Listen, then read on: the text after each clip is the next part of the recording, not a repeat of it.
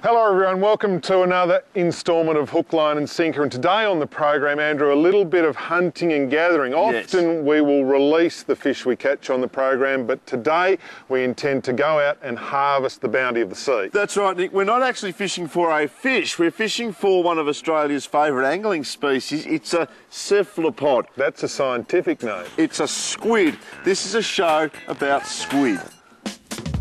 Today's Mitsubishi destination of the week is the peaceful little seaside retreat of Orford, halfway down Tasmania's east coast. Set on the banks of the Prosser River, Orford is so lovely, Andrew just bought it. Our destination of the week is proudly brought to you by Mitsubishi Triton. Triton gets the hard jobs done.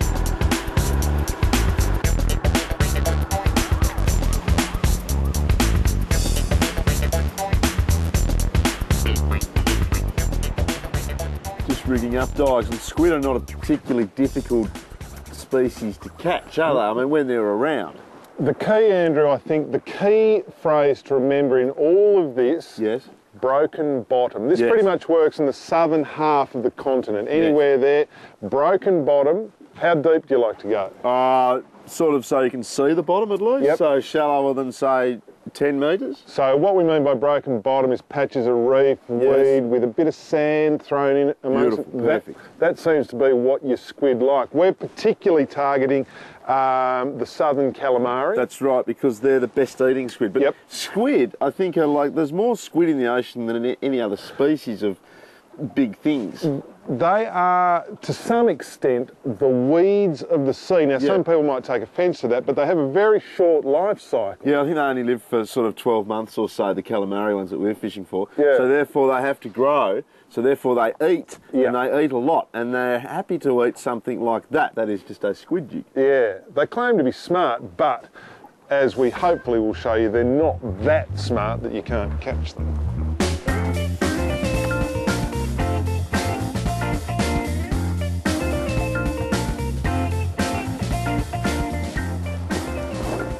How do you fish a squid jig, guys? Well, the squid jig, Andrew, as I understand it, is actually meant to represent a prawn. Yep. So that snapping backward, the way a prawn swims, is the little jigs that you give your squid jig.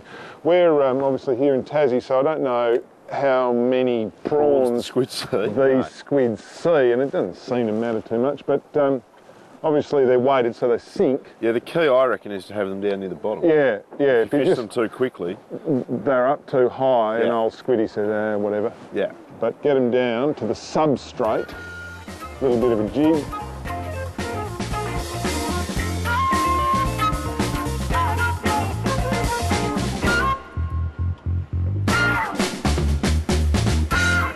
And I'm on. Oh, that's good. And I'm on. And look, this is the third spot we've gone to. Yes, we have had to try a little bit, squid-wise. In the third spot. Oh. We flogged the water in the first spot. Don't bother flogging the water. If they're there, you'll catch them. That's the thing.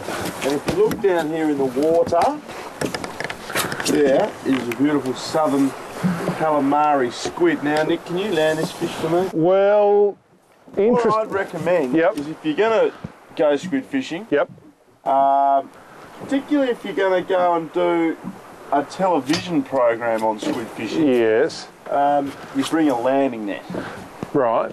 Because then you can just scoop them in and you'll get them in the boat, no problem. Okay. Yeah, if you don't have one.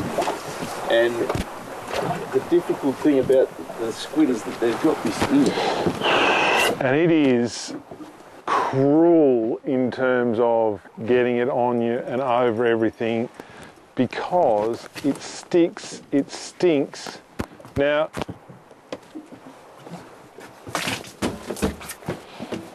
see, that is not ideal.